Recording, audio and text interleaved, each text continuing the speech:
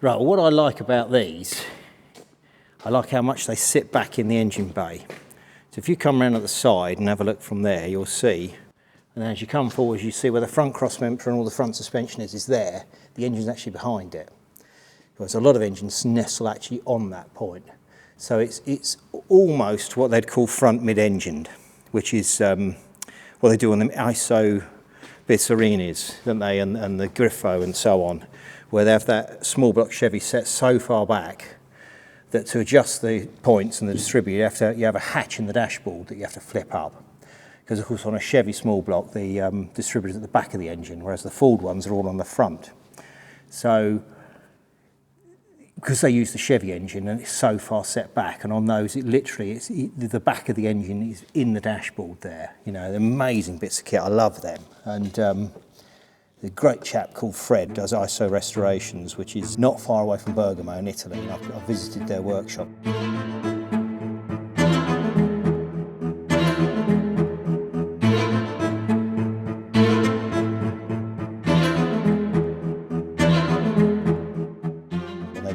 Beautiful race cars and all sorts of stuff, and evocations, and they do all the bits for them. And they hand make them, hand make these cars. Evocations are the real thing. They're stunning. And of course, his dad was ex-Works. He used to work for them. So it's a really cool place. Lovely people, and I'm a big fan of them cars. Hence why I wanted to visit and go and see them.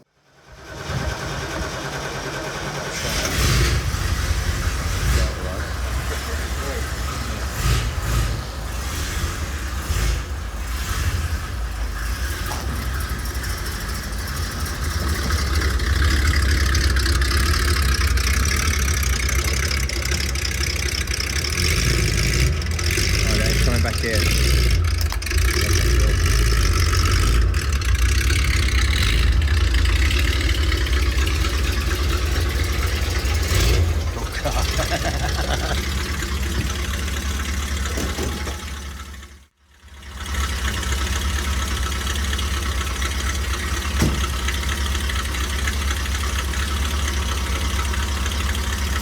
And also someone's bought up the Bizzarini brand and they're sort of doing another one, a new sort of version of it. But it's not as exciting as the hand-built ones. The hand-built ones are made in aluminium. And these evocations, these replica ones that Bizzarini are doing are in a sort of carbon fibre, fiberglassy type body.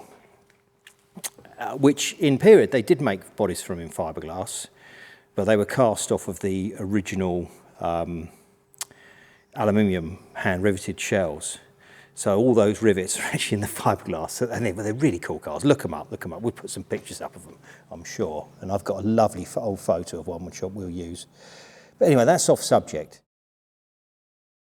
What we're looking at really is this, and why I'm taking it straight back out again. So I put the engine in so that I could fabricate that gearbox mount, but we have got other things we've got to do with this gearbox, so I've now got to take it all out again. So, we'll make some film about that.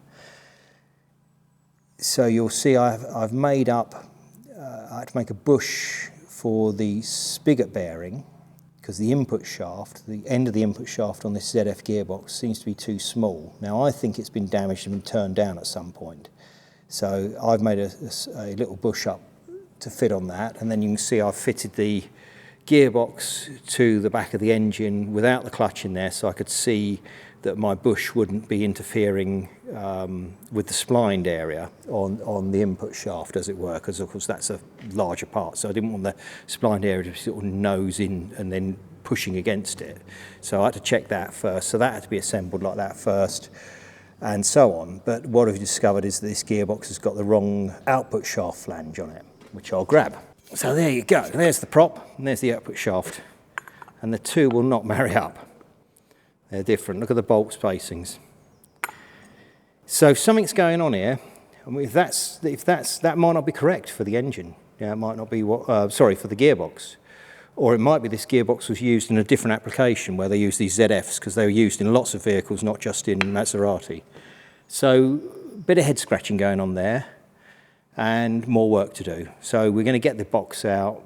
I think we're going to strip and inspect the box and then decide. We might have it refurbished. It's probably not one I'll rebuild myself. I suspect we'll get it done by someone that's done more of them, if you see what I mean. More than zero, because I've never done one. There's always a first time, but I think we'll just get it done by someone that knows their way around them. And you can see I fabricated that cross member. Started with bits of angle iron and then milled them down to get it sort of true, and then fabricated it up from there. Now I didn't draw do a drawing first. I sort of had it in my mind what I was trying to achieve and thought let's just get on with it.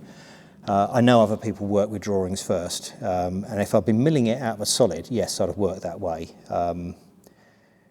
Well, partly worked that way. I wouldn't have been making it out of solid billet had I not had a pattern to work to, or at least some decent photographs of one.